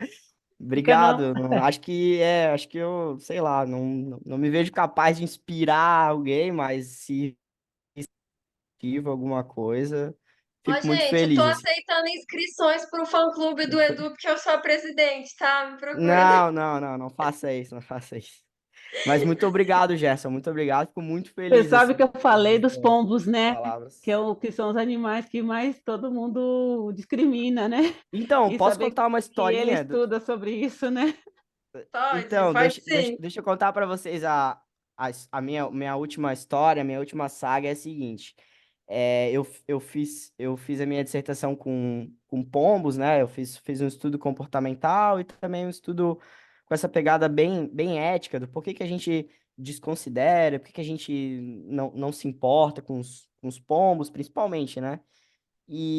Bom, isso se espalhou para os meus amigos biólogos, e aí eu tenho um amigo biólogo que dá aula numa escola no ensino médio aqui.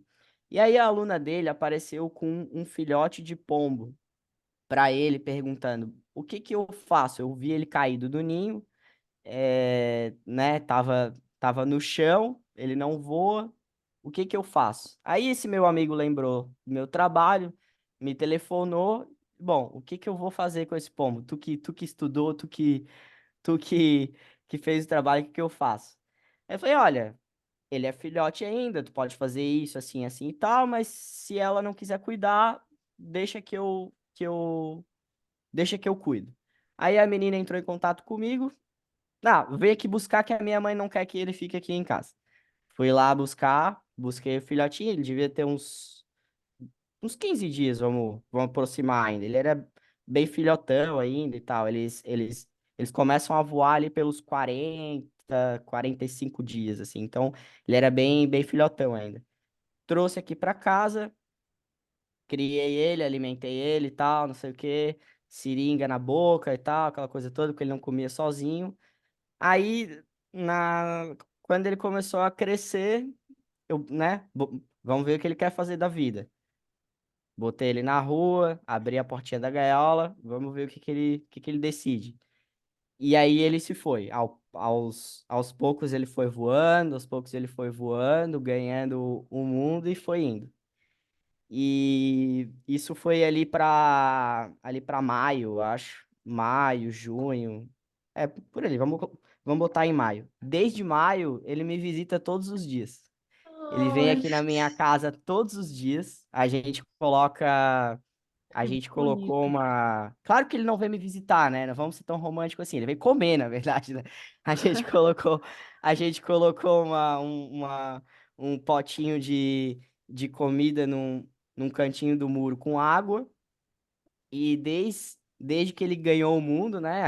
A gente não sabe aonde que ele tá, onde que ele fez ninho, assim, né? Porque eles costumam morar em um lugar específico, né? Mas ele vem todos os dias visitar a gente aqui, comer, fazer uma boquinha, tomar uma aguinha.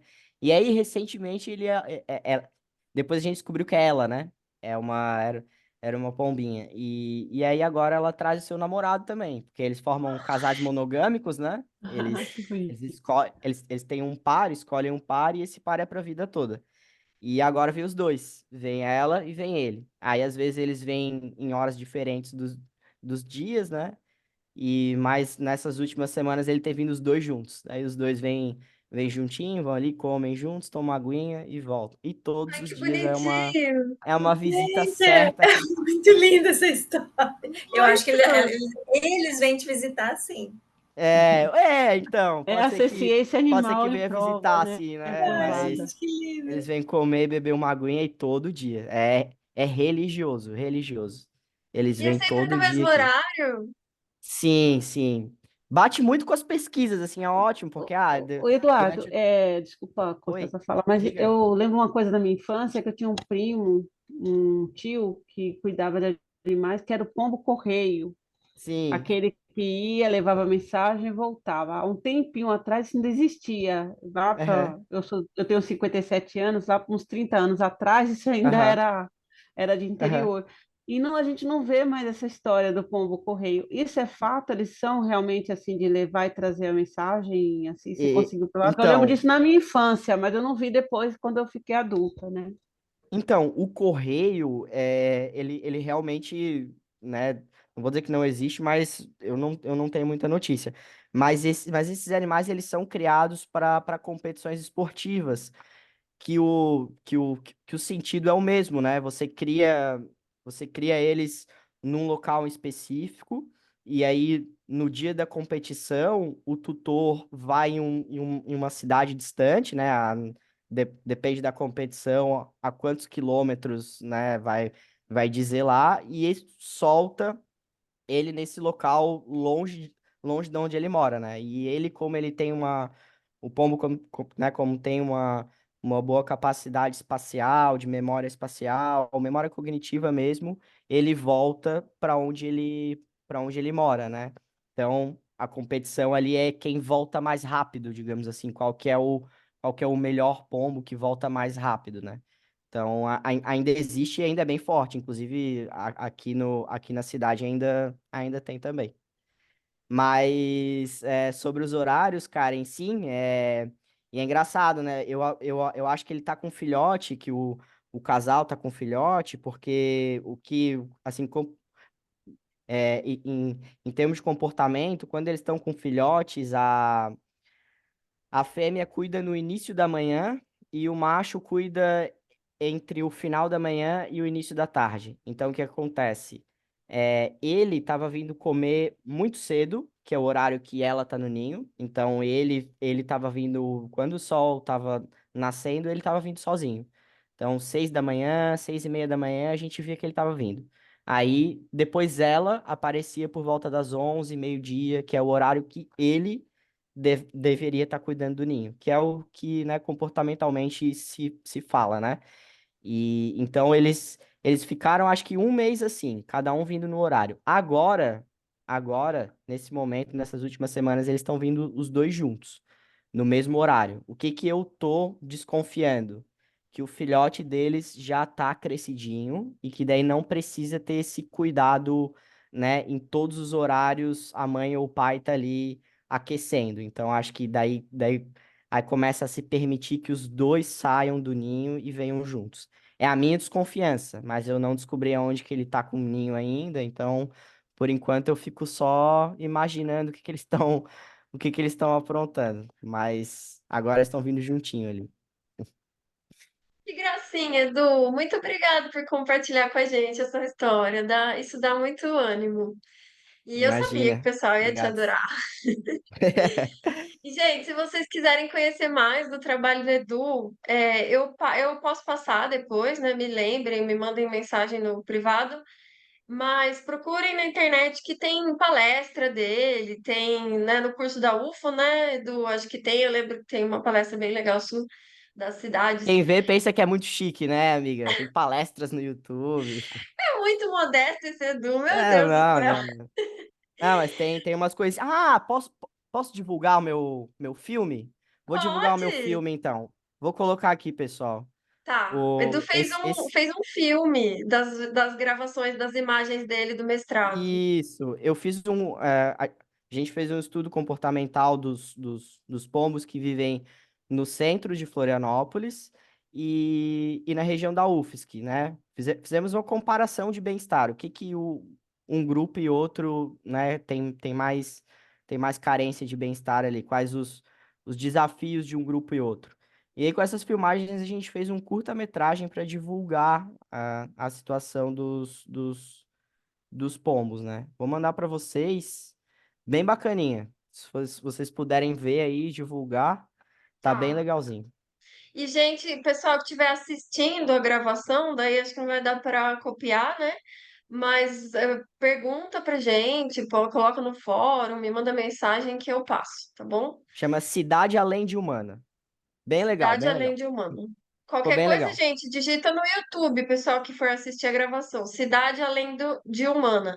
E Eduardo Isso. Gonçalves procura palestras e a dissertação dele de mestrado tem no acervo digital da UFPR, é bem facinho de achar, só colocar Eduardo Isso. Gonçalves, UFPR, que vai aparecer.